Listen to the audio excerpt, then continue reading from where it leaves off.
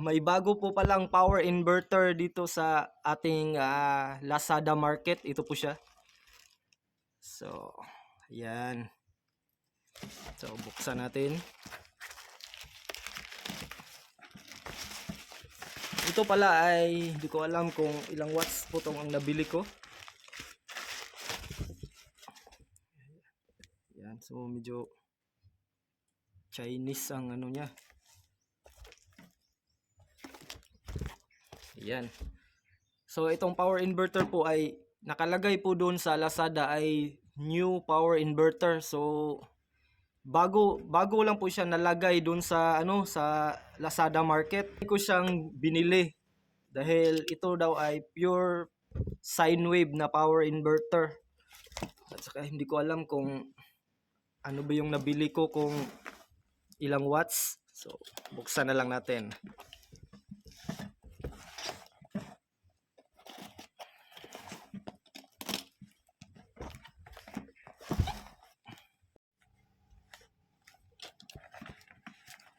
Tignan natin itong nabili kong power inverter, guys, kung ito ba ay magandang klase.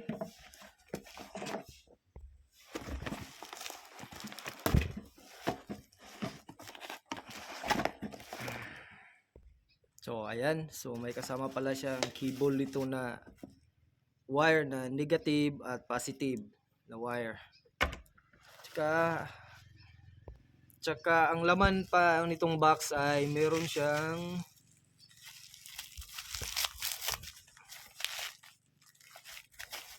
alligator clip at saka clip dito sa ating cable ng ating power inverter. Ito. So, itong alligator clip niya ay pure copper siya. Ayan. So, maganda pala itong alligator clip na to. So, matibay siya. Matibay siya na pagkagawa ng copper. Ayan. At saka itong ating huli, ito ang ating power inverter. So, ano kayang brand nito? Tignan natin kung anong brand nito. Itong ating power inverter. So, ayan. Ito pala ang ating power inverter. So, ang nakalagay dito sa kanyang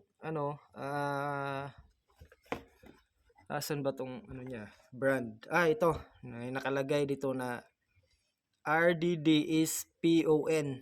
Ito po pala siguro ang brand niya kasi makikita naman natin dito wala nang ibang nakalagay na brand. So, ito pala yung nabili ko sa Lazada na pure sine wave na power inverter. At saka nasa 2,000 watts pala ang nabili ko na power inverter sa halagang 2,635. Okay. So, may sign na nakalagay na pure sine wave. Tsaka ang input is DC 12 volts. Tapos ang out niya is AC 220 volts. So, ang nakalagay dito sa kanya is 50 Hz at saka 60 Hz. Yan.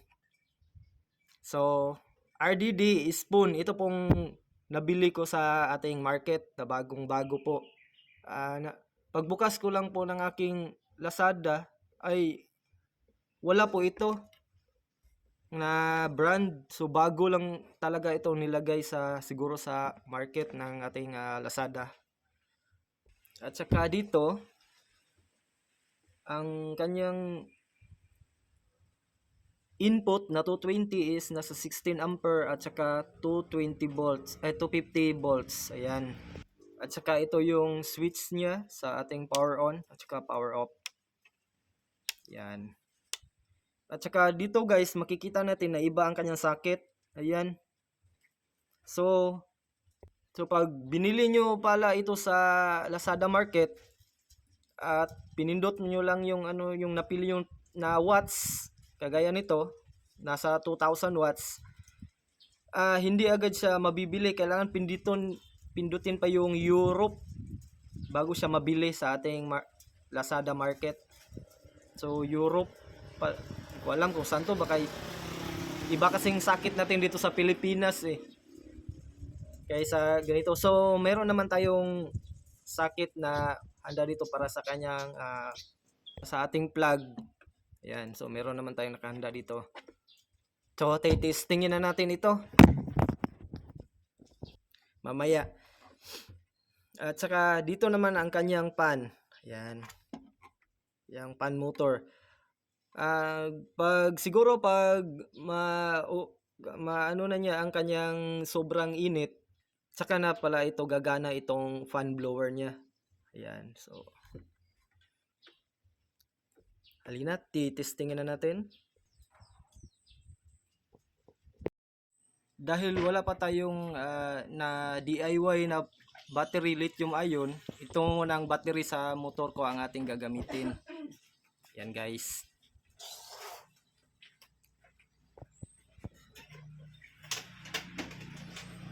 So ito nga palang battery ay nasa 12 volts 7Ah lang. So try natin itong ating 12 volts 7Ah amp hour kung kakayanin ba itong ating power inverter. So i-connect na natin itong ating cable. Yan. So meron tayong black at saka red. Itong black ay i-connect natin siya sa negative nito ating power inverter. Yan. So dito natin siya ilalagay.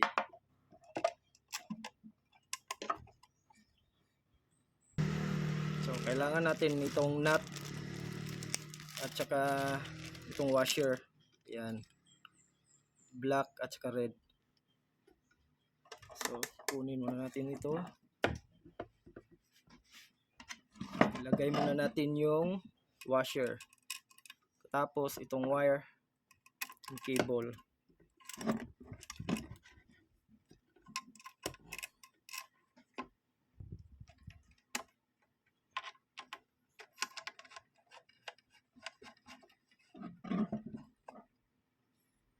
Tsaka isusunod na naman natin tong red. Ito naman ay ang lagay natin dito sa positive. Yan.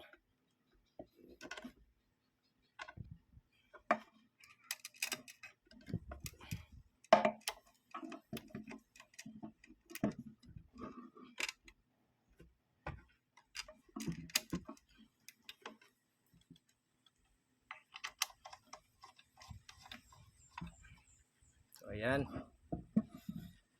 So bawal po tayong magkamali dito guys.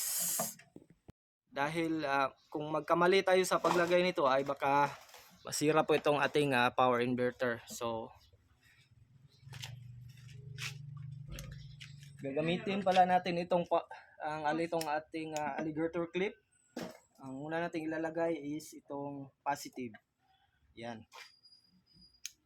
So i-connect lang natin dito sa aking battery.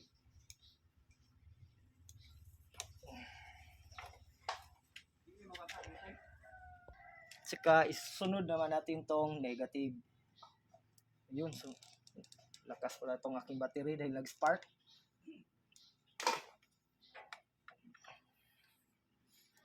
So ayan, kabit na. Medyo okay naman, mahigpit. So try natin kunin ng volts, DC volts tong battery ko. Kasi di ko alam kung gagana ba to dahil sobrang tanda na kasi nitong aking battery. DC volts.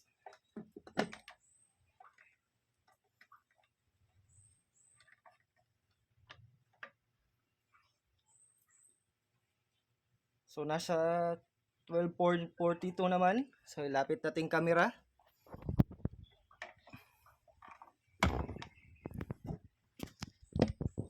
So dali lang po ha.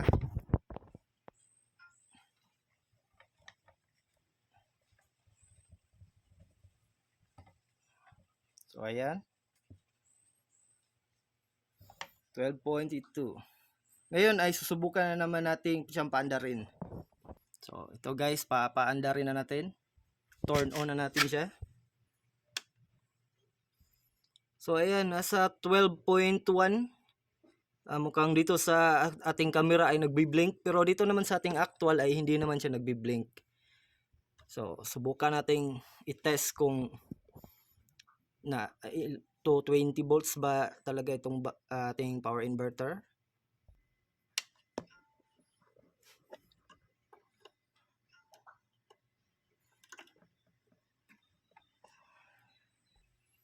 So isasaksak. Yan. So titestirin natin kung ilang volts basa, yung ilang AC output ang kanyang lalabas. So pinaandar ko lang po ng motor kasi mahina pala yung battery ng aking motor. So ayan, so nakakuha siya ng ganitong output niya na 220. So susubukan na naman natin siya sa appliances. Unahin muna natin yung 60 watts na electric fan.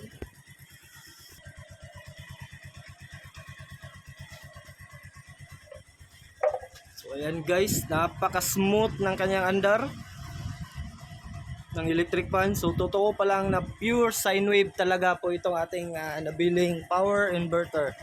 So marirecommend ko po ito sa inyo na napakagandang power inverter po na mas mura at kaya nyo sa bulsa. So iti-testing na naman natin to siya sa rice cooker. Ito, ang rice cooker na ito ay nasa 400 watts. So ita-try natin.